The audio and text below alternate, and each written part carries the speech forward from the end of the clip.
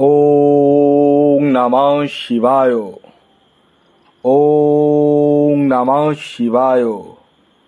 ওং নমঃ শিবায়। বন্ধুরা, ভাগ্য যদি সাথে থাকে তাহলে ডাঙায়ও ডিঙি চলে। হ্যাঁ বন্ধুরা, আগামীকাল 2রা জুলাই অর্থাৎ জুলাইয়ের 2 তারিখ, আর আগামীকাল বুধবার, আর আগামীকালই এই 4টি রাশির হঠাৎ বা আকস্মিক অর্থপ্রাপ্তি ঘটতে চলেছে।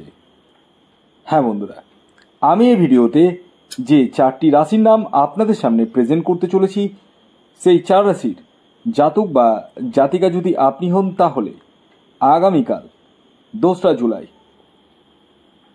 বুধবার দিন আপনারা হতে চলেছেন মহাকোটিপতি। তো কোন সেই সৌভাগ্যশালী 4টি রাশি তা আমি একে একে জানাতে চলেছি। তবে জানেন কি, আপনারা যারা ভিডিও দেখছেন, নিয়মিত দেখছেন, তারা অনেকেই আমার কথার সাথে রিলেট করবেন। হ্যাঁ, সেই কথাটা আমি প্রতিদিনই বলি। আজকে আমি আপনাদেরকে একটা কথা বলি, কিছুটা অন্যরকম। দেখুন, আপনি বলুন, আমি বলি, আমরা প্রত্যেকেই কিন্তু মিডিল ক্লাস ফ্যামিলি থেকে বিলংস করছি, এবং মিডিল ক্লাস ফ্যামিলিতে কত রকম সমস্যা হয় সেটা আর বলার অপেক্ষা থাকে না।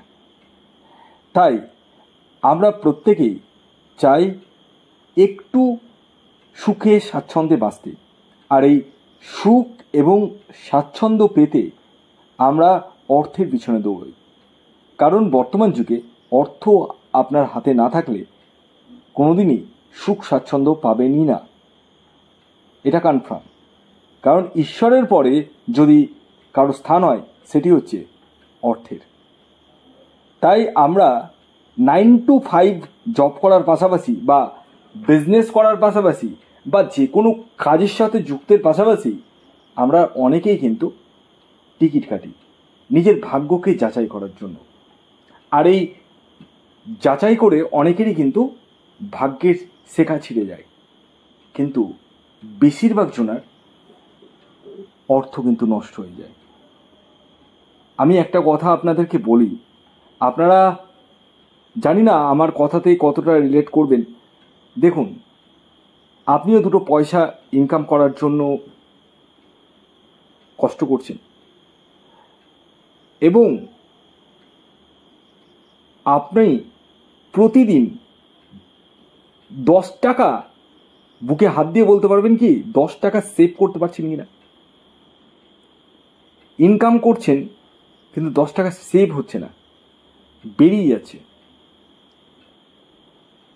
আপনারা আগে নিজের লাইফটাকে চেঞ্জ করতে যদি চান, তাহলে শুধু টিকিট কাটা বলে না, শুধু এই লটারি ব্যাপার বলে না, সমস্ত বিষয়ে আমি বলবো আপনারা আগে নিজের জন্মছকটা বিচার করে নিন।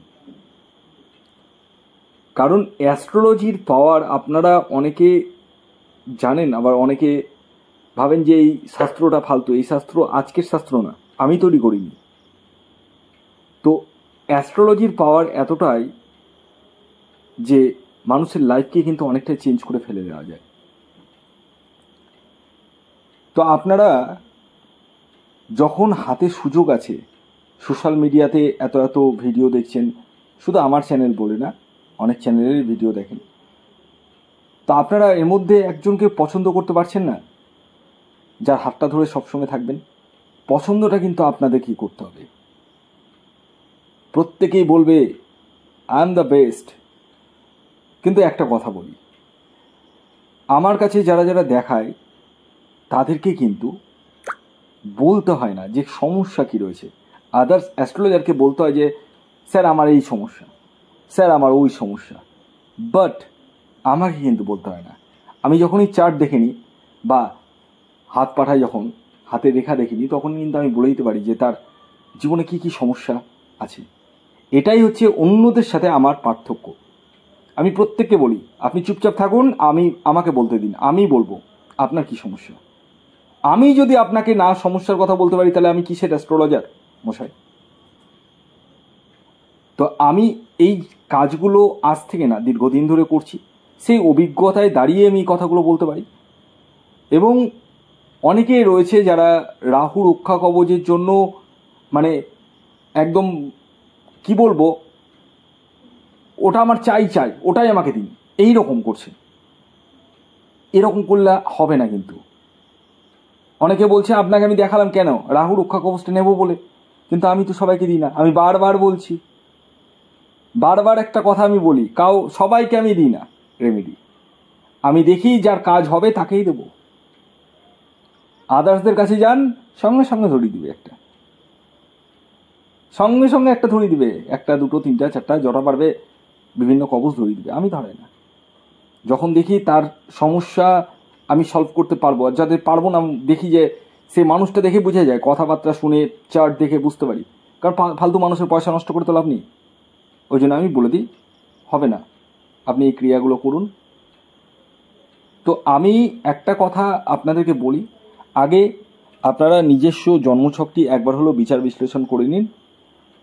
প্রয়োজনে রাহু রক্ষা কবচ নিন, তবে সেটা আমি বলবো। যারা আমার কাছে দেখাচ্ছেন বা দেখাবো ভাবছেন তাদেরকে আমি বলবো, সেটা আমি স্থির করবো দেবো কি দেবো না। আর যারা আমার কথা মানে শুনতে ভালো লাগছে না তারা স্কিপ করে বেরিয়ে যেতে পারেন। কারণ আমি স্পষ্টবাদী, তো স্পষ্ট কথা এই যুগে শুনতে ভালো লাগে না। এই যুগে মিথ্যা কথা আস্তে আস্তে মিষ্টি করে বলতে মানে মানুষ শুনবে, কিন্তু সত্য কথা জোরে জোরে চিৎকার করলেও কেউ শুনে না। এটাই বাস্তব। তো যাই হোক, অনেক কথাই বললাম। আগামীকাল 2রা জুলাই সূর্যোদয় হচ্ছে 4:56, সূর্যাস্ত যাচ্ছে সন্ধ্যে 6:25। আগামীকাল তিথি থাকছে সপ্তমী এবং তারপর অষ্টমী। শুক্লপক্ষ থাকছে এবং বরিয়ান যোগ থাকছে। উত্তর ফাল্গুনী নক্ষত্র থাকছে এবং হস্তা নক্ষত্র থাকছে। আর রাহুকাল হচ্ছে সকালবেলা, সকাল 11:41 থেকে 1:22 পর্যন্ত।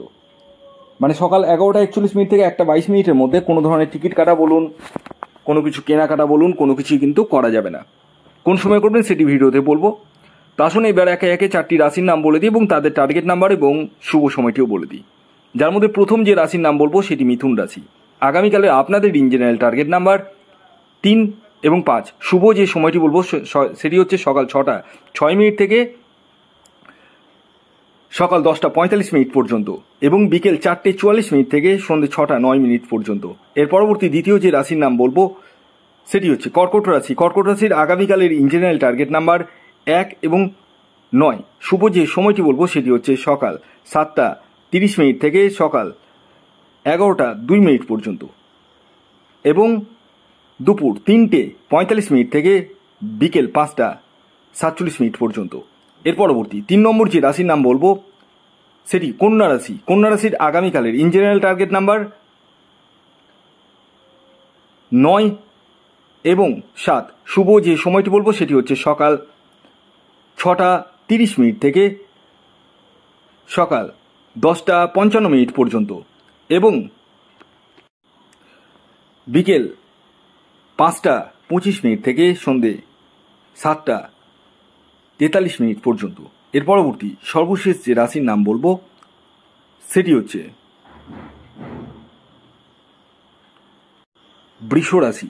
বৃষ রাশির আগামীকালের ইন জেনারেল যে টার্গেট নাম্বার উঠে আসছে সেটি হচ্ছে 4 এবং 8। শুভ যে সময়টি বলবো সেটি হচ্ছে সকাল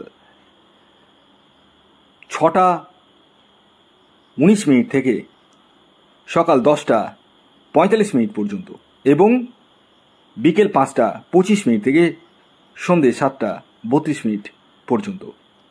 ভিডিওটি কেমন লাগলো অবশ্যই জানাবেন। যদি ভিডিওটি ভালো লাগে অবশ্যই লাইক করে দিন। ধন্যবাদ।